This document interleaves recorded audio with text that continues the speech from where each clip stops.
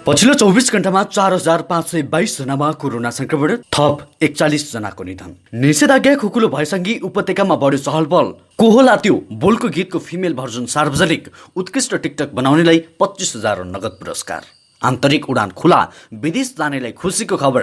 प्रकृतिलाई चाहिने भन्दा बढी बिथोलिरहेका छौँ कि भन्ने कुरा मनन गर्न हमालको सुझाव। सावित्रीको घुँडाको उपचार कतारमा हुने, ओलीको तानाशाही अब देशले धान्न सक्दैन, छिट्टै निकास पाउँछ प्रचण्डको भनाई। रोकिएको कमेडी च्याम्पियन आगामी सातादेखि प्रसारणमा ल्याउने तयारी। राजेन्द्र महतोलाई प्रवेश निषेध गर्ने भन्दै सिंहदरबार गेटमा पर्छ। 600 रुपियाँले बढ्यो सुनको भाउ। आइपिओ निष्कासनका लागि पायो BBB रेटिङ। एसी नतिजा असार मसान्तभित्र। कक्षा 12 को परीक्षा साउन अन्तिम साताबाट गर्ने तयारी। खानेपानी मन्त्री झालाई कालो झण्डा देखाउने 3 जना पक्राउ। 79.44 अङ्कले बढ्यो शेयर बजार। देशलाई कुनै पनि हालतमा दुर्घटनामा जान नदिने अध्यक्ष प्रचण्डको दृढता। ब्रिफिङ लिन नभ्याउँदै पदमुक्त भए मन्त्रीहरू। लाइसेन्स सम्बन्धी सेवा पुनः सुचारू हुँदै। मेलम्चीका बाढी प्रभावित ठाउँमा जेनेरेटर सहयोगपछि मोबाइल चार्ज गर्नेको भिड। दर्शकवृन्द नमस्कार, युट्युब च्यानल इन्फो खबरमा तपाईँलाई हार्दिक स्वागत छ। आज पनि केही महत्त्वपूर्ण समाचारहरूको साथमा म सन्तोष कठायत उपस्थित भइसकेको छु। पुरा समाचार अत्यन्तै धेरै महत्त्वपूर्ण भएकाले अन्तिमसम्म हेर्न नबिर्सिनुहोला र समाचारलाई लाइक गर्न, कमेन्ट गर्न र साथीभाइमा सेयर गर्न पनि नबिर्सिनुहोला। र समाचारलाई कुन ठाउँ, कुन जिल्ला र कुन देशबाट यति बेला प्रत्यक्ष रूपमा हेरिरहनु भएको छ उक्त ठाउँ पनि कमेन्ट बक्समा उल्लेख गर्न नबिर्सिनुहोला र सुझाव सल्लाह अनि प्रतिक्रिया भए पनि कमेन्ट बक्समा लेख्नुहोला। समाचारको सुरुमा कोरोना भाइरसको पछिल्लो अपडेट। पछिल्लो 24 घण्टामा 4522 जनामा कोरोना भाइरसको संक्रमण पुष्टि भएको छ। 12,204 जनामा गरिएको PCR परीक्षणमा 3,703 र 4,709 जनामा गरिएको एन्टिजेन परीक्षणमा 819 जना गरी 4,522 जनामा संक्रमण पुष्टि भएको हो। स्वास्थ्य तथा जनसङ्ख्या मन्त्रालयले बागलुङको धौलागिरी अस्पतालमा पुरानो मितिमा भएको परीक्षणको एकमुष्ट नतिजा प्राप्त गर्ने भएकाले संक्रमितको संख्या बढी देखिएको बताएको छ। कोरोना संक्रमणबाट पछिल्लो 24 घण्टामा 41 जनाको मृत्यु भएको छ र 4,954 जना संक्रमणबाट मुक्त भएका छन्। नेपालमा कोरोना संक्रमितको कुल संख्या 6,26,343 पुगेको छ। तीमध्ये हालसम्म 5,64,882 जना निको भएका छन् भने 8,813 जनाको निधन भएको छ। दर्शकवृन्द, त्यसैगरी अब पल शाहको प्रसङ्ग। सुनिल गिरीको हिट गीत को होला त्यो फिमेल भर्जनमा सार्वजनिक गरिएको छ। सुनिल गिरीको शब्द सङ्गीत रहेको गीतको मेल भर्जन सुनिलले नै गाएका थिए। केही वर्ष अगाडि सार्वजनिक गीत युवा पुस्तामाझ निकै लोकप्रिय बनेको थियो। मङ्गलबार गीतको फिमेल भर्जन सार्वजनिक गरिएको छ। यसको फिमेल भर्जनमा गायिका अस्मिता अधिकारीले स्वर दिएकी छन्। फिमेल भर्जनको भिडियोमा मेल भर्जनकै कलाकार पल शाह र प्रकृति श्रेष्ठले अभिनय गरेका छन्। सुनिल गिरीकै निर्माणमा रहेको भिडियोलाई अनिल के मानन्धरले निर्देशन गरेका हुन्। गीत सार्वजनिक भएसँगै यसमा उत्कृष्ट टिकटक बनाउनेलाई 25,000 रुपियाँ पुरस्कारको समेत घोषणा गरिएको छ। निर्देशकले पल र प्रकृतिको जोडीलाई आकर्षक तरिकाले फिचरिङ गरेका छन्।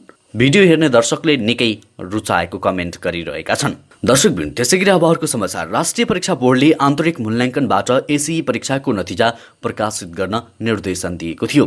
जसअनुसार असार मसान्तभित्र एसीईको नतिजा प्रकाशित भइसक्ने बोर्डका अध्यक्ष चन्द्रमणि पौडेलले बताएका छन्। त्यस्तै कक्षा 12 को परीक्षा साउनको अन्तिम सातादेखि गर्ने तयारी भइरहेको पनि उनले बताएका छन्। कोरोना संक्रमण दर घटेसँगै निषेधाज्ञा खुकुलो भएकाले कक्षा 12 को परीक्षाको तयारी थालेको अध्यक्ष पौडेलले बताएका छन्। सम्भवतः साउनको अन्तिम साता या भदौमा गरिसक्छौँ होला उनले भनेका छन्। त्यसैगरी अब अर्को समाचार। काठमाडौँ उपत्यकाका सवारी साधनमा जोर बिजोल प्रणाली लागू गरेसँगै निषेधाज्ञा खुकुलो पारिएको छ। मङ्गलबार सडकमा चहल पहल पनि बढेको छ। पसलहरू पनि खुल्न थालेका छन्। सवारीको चाप बढेसँगै सडकमा देरीपछि ट्राफिक जाम भएको छ। व्यापारिक केन्द्रहरू, न्यू रोड लगायतका क्षेत्रमा बिहानदेखि चहल पहल बढेको छ। व्यवसायीहरू करिब 2 महिना बन्द रहेको पसलको सरसफाइमा व्यस्त देखिन्थे। सुनचाँदी पसल, भाँडाकुँडा लगायत पसलहरू खुल्न थालेका छन्। पसलहरू खुलेसँगै सर्वसाधारणको आवजावतमा पनि बढिरहेको छ। त्यसैगरी अब अर्को समाचार। सरकारले आन्तरिक उडान खुला गरेको छ। सोमबार बसेको मन्त्री परिषद बैठकले कुल उडान सङ्ख्यामा 50% नबढ्ने गरी उडान खुला गर्ने निर्णय गरेको हो। आन्तरिक वायु सेवा कम्पनीले सामान्य अवस्थामा हुने उडान संस्थाको दाजुमा आधा उडान पाउनेछन्। नागरिक उड्डयन प्राधिकरणका महानिर्देशक राजन पोखरेलले बुधबार मन्त्रालय र सरकारवालाहरूको बीचमा आन्तरिक उडान कहिलेदेखि गर्ने भन्ने मिति तय गरिने जानकारी दिएका छन्। यसैबीच सरकारले दुबईमा Dammam, Kuwait, Muscat, Malaysia, Korea, Japan, चीनको छेन्दु, हाल सातामा एक उडान भइरहेको कतारको दोहा, तुर्कीको इस्तानबुलको उडान भने दोब्बर पारिएको छ।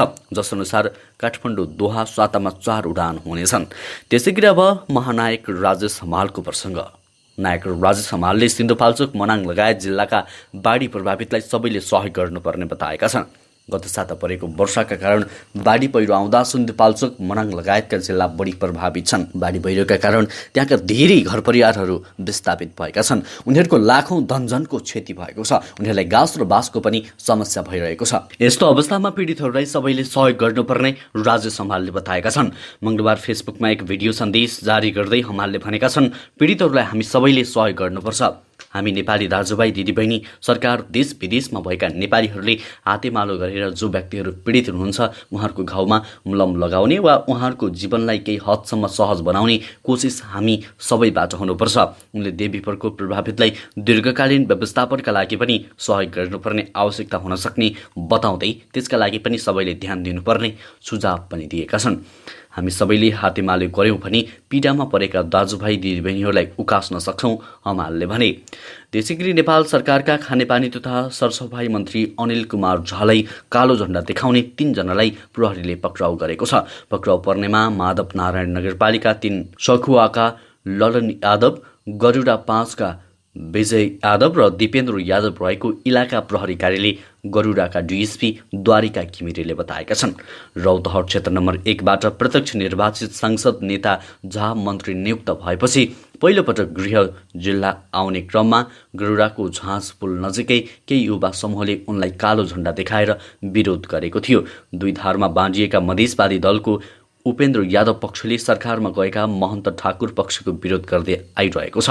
त्यसैगरी लगातार 4 दिन उच्च अङ्कले करेक्सन भएको शेयर बजारमा मंगलबार भने युटर्न देखिएको छ। अघिल्लो साता बुधबारबाट घट्न थालेको बजार यो साताको कारोबार हुने तेस्रो दिन मंगलबार भने लयमा फर्किएको हो।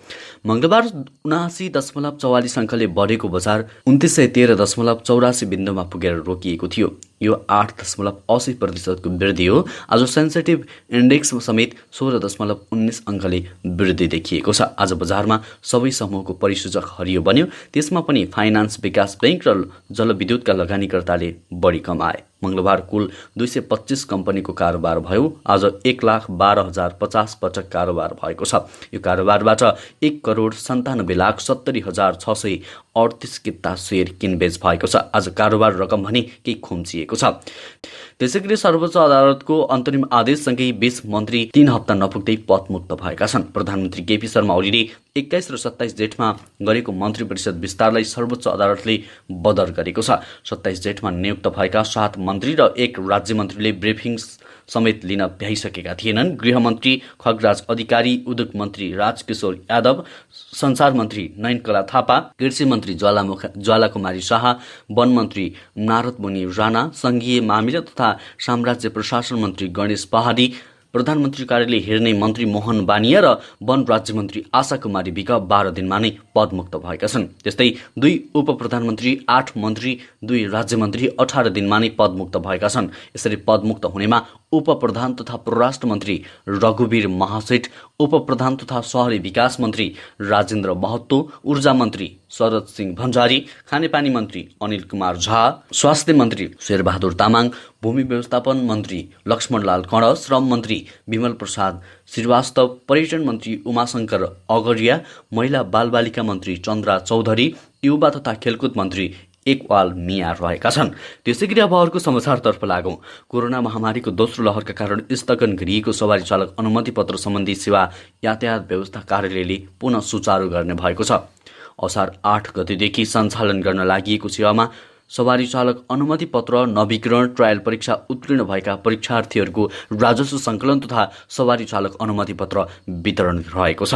त्यसैगरी अब अर्को समाचार। महामारीका कारण रोकिएका सबै परीक्षा सञ्चालन गर्ने तयारी त्रिभुवन विश्वविद्यालयले गरिरहेको छ। महामारीको बीचमै परीक्षा रोकिएका कारण विद्यार्थीको पढाइ समेत अलपत्र परेको छ। निषेधाज्ञा सहज हुने बित्तिकै त्रिभुवनले रोकिएका परीक्षा साउनभित्रै सकाउन तयारी थालेको छ। अब 2 दिनमै त्यसबारे निर्णय समेत आउने बताइएको छ। परीक्षा नियन्त्रण कार्यालयले 2 दिनपछि नै यसबारे महत्त्वपूर्ण सूचना जारी गर्नेछ। त्यसैगरी रोकिएको television reality so comedy champion season 2 सञ्चालनमा ल्याउने तयारी व्यापक भइरहेको छ। कोरोना भाइरसले सिर्जना भएको परिस्थितिका कारण छायाङ्कन नहुँदा रियालिटी सो प्रसारण रोकिएको थियो। झन्डै 1.5 महिनादेखि सोको प्रसारण बन्द थियो। निषेधाज्ञाकै खुकुलो भएपछि आयोजकले स्वास्थ्य सुरक्षा मापदण्ड अवलम्बन गर्दै सोलाई प्रसारणमा ल्याउने तयारी गरेका छन्। त्यसैगरी कास्कीका प्रमुख जिल्ला अधिकारी थानेश्वर गौतमले सोमबार जारी गरेको स्मार्ट लकडाउनले गाडी हुने र नहुने बीच विवाद उत्पन्न भएको छ।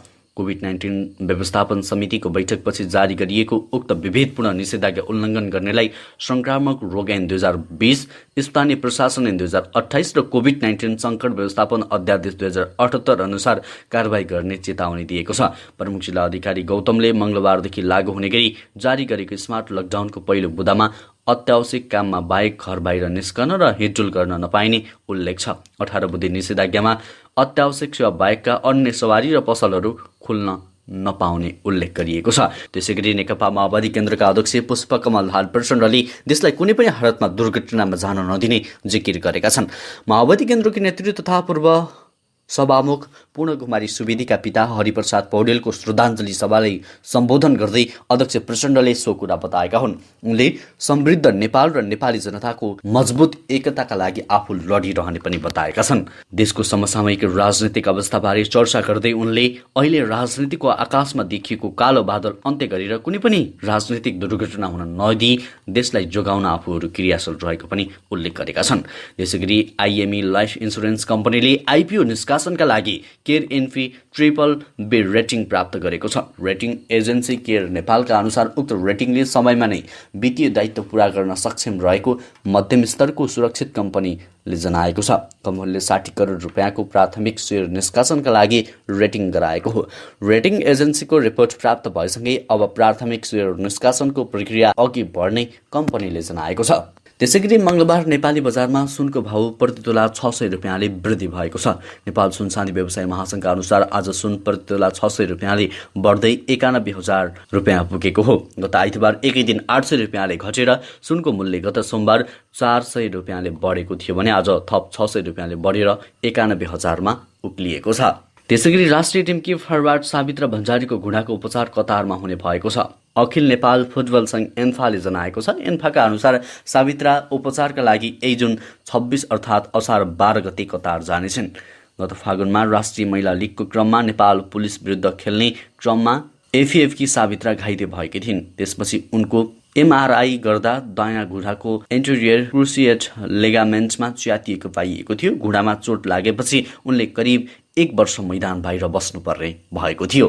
हवस् त दर्शकवृन्द, अहिलेलाई केही महत्त्वपूर्ण समाचारको सिलसिला यति नै। हरेक दिन बिहानै ताजा अनि सत्य समाचारको लागि हाम्रो युट्युब च्यानल इन्फो खबरलाई सब्सक्राइब गर्नुहोला। अहिलेलाई भने म लगायत हाम्रो सम्पूर्ण टिमलाई बिदा दिनुहोला।